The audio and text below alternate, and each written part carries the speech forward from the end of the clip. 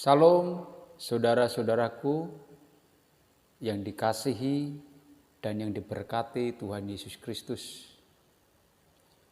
Berjumpa kembali bersama saya di dalam program Renungan Kristen Kristus Alfa Omega. Bapak Ibu Saudaraku yang diberkati Tuhan, mari kita melanjutkan topik renungan kita, yaitu tentang hidup bahagia di hadapan Tuhan. Kali ini kita masuk pada bagian yang ke-6.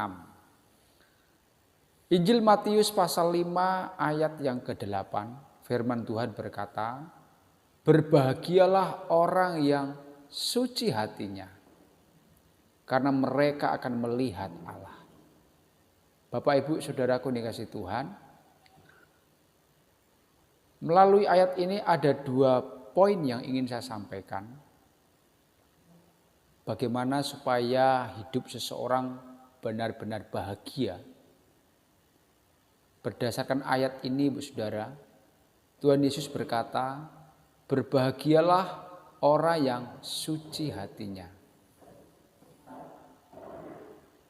Poin yang pertama saya ingin menjelaskan tentang suci hatinya.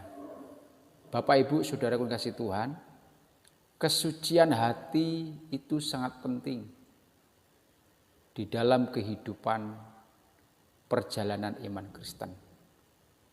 Karena hati itu merupakan pusat atau sumber kehidupan manusia. Dari keadaan hati ini, kehidupan seseorang bisa menjadi baik ataupun jahat. Dari keadaan hati inilah kita bisa berkenan di hadapan Tuhan atau tidak. Oleh karena itu Tuhan jelas di dalam ayat ini mengatakan, "Berbahagialah orang yang suci hatinya." Apa maksudnya suci hati? Di sini, Bu Saudara. Kata suci kalau kita melihat di dalam bahasa asli Perjanjian Baru, itu yaitu bahasa Yunani, itu menggunakan kata kataroi. Kataroi itu artinya sesuatu yang benar-benar bersih, tidak ada campuran apapun. Hanya satu warna, putih, polos. Ya, tidak ada noda, bebas dari kotoran, tidak tercemar. Jadi tidak ada campuran sedikit pun. Bersih, ya. Itulah keadaan yang suci, kataroi.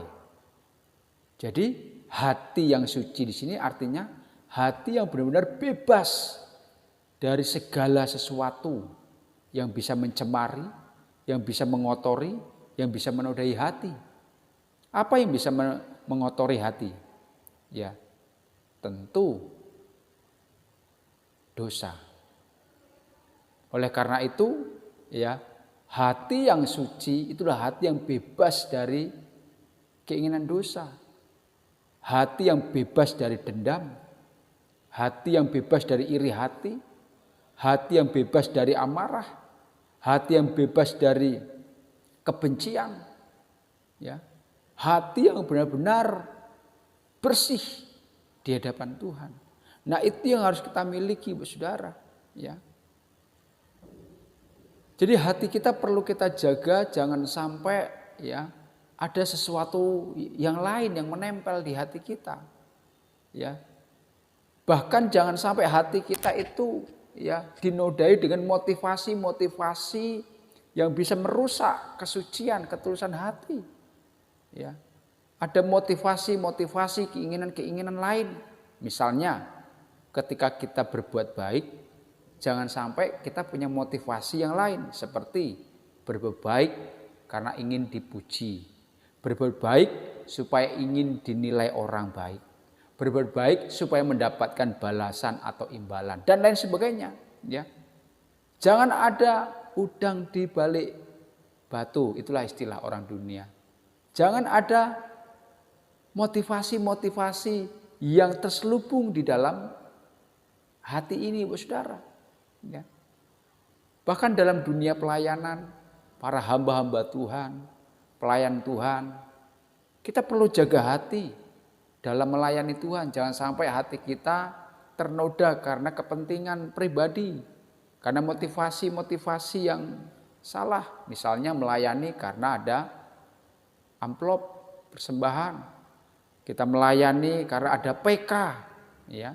Jangan, Bu Saudara. Kalau kita melayanilah dengan tulus. Melayanilah dengan murni. Hati ini betul murni, hanya melayani. Ya, kalau kita mau beri, mau berkorban untuk seseorang, ya cukup berikanlah itu dengan tulus tanpa ada embel-embel yang lain. Itulah kira-kira ya istilah suci atau kata roy. Tidak ada motivasi-motivasi lain, tidak ada kepura-puraan. Ya, dan ini terjadi dengan orang-orang Farisi dan ahli-ahli Taurat. Mereka penuh dengan kepura-puraan, ya, penuh dengan kemunafikan. Dari luar kelihatannya mereka saleh, ya, orang-orang yang betul-betul menjalankan agama dengan saleh, tapi sungguhnya hati mereka dipenuhi dengan kemunafikan. Makanya Tuhan Yesus mengecam keberadaan ahli Taurat dan orang-orang Farisi. Mereka dikatakan seperti ular beludak. Mereka juga dikatakan seperti kuburan, ya, yang dari luarnya begitu bersih, putih, tapi dalamnya penuh dengan tulang belulang, berbau. Ya. Nah, Bu Saudara, ya, kita perlu belajar memiliki hati yang benar-benar suci, bebas dari dosa, bebas dari motivasi-motivasi, ambisi-ambisi, bebas dari ya kepentingan-kepentingan pribadi. Ya. Hati kita harus benar-benar tulus, bersih.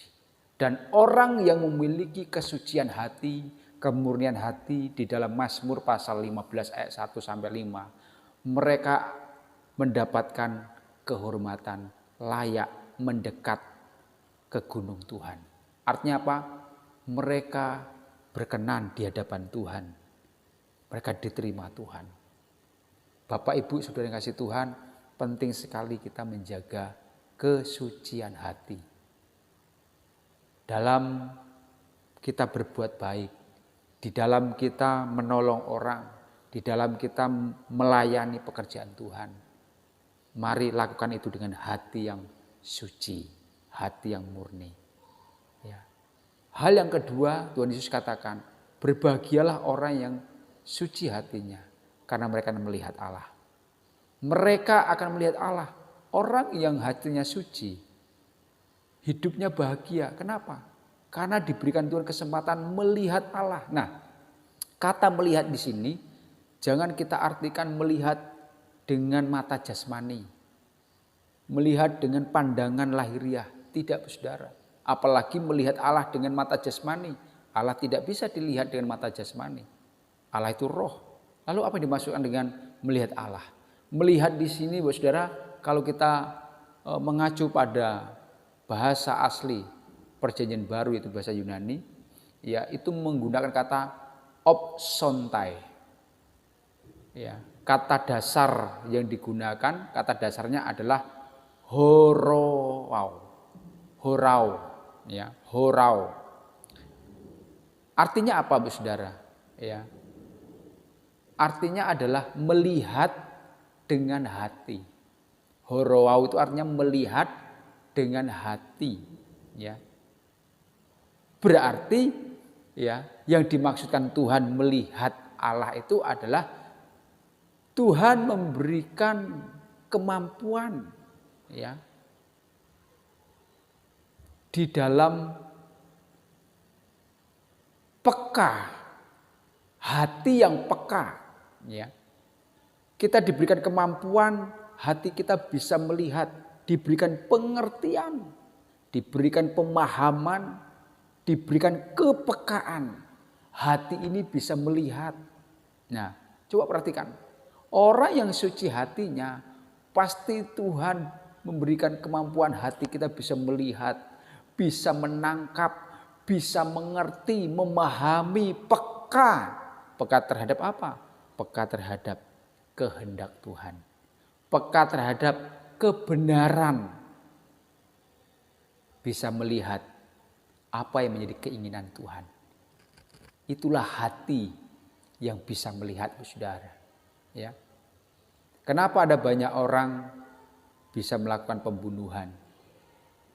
Karena mereka gelap mata. Gelap mata di sini bukan berarti matanya gelap atau buta. Mereka bisa melihat mata jasmaninya, tapi hatinya tertutup. Hatinya dipenuhi dengan kegelapan sehingga kejahatan yang mereka lakukan. Namun kalau orang yang hatinya bersih, dia bisa melihat, dia bisa membedakan mana kehendak Tuhan, mana yang tidak. Ya.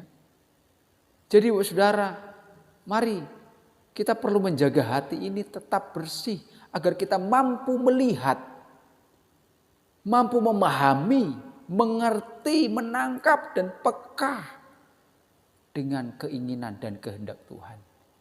Berbahagialah orang yang suci hatinya, karena mereka akan diberikan kepekaan hati, pengertian hati di dalam memahami kehendak Tuhan.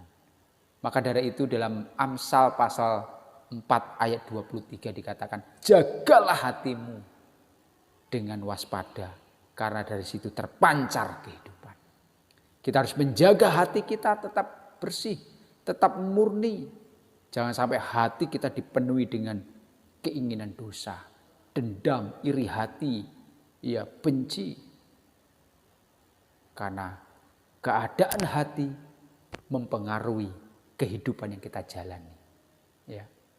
Dari dalam hati inilah keluar segala kejahatan. Itu dikatakan Tuhan Yesus. Bahkan dari dalam hati juga bisa terpancar kebaikan, kasih. Mari ibu saudara, jagalah hatimu tetap suci. Karena kita akan melihat Allah. Melihat kehendak dan keinginan Tuhan. Kiranya firman Tuhan ini memberkati kita semuanya. Dan tetap terus lakukan kewajiban kita menyenangkan Tuhan. Tuhan Yesus memberkati. Salam.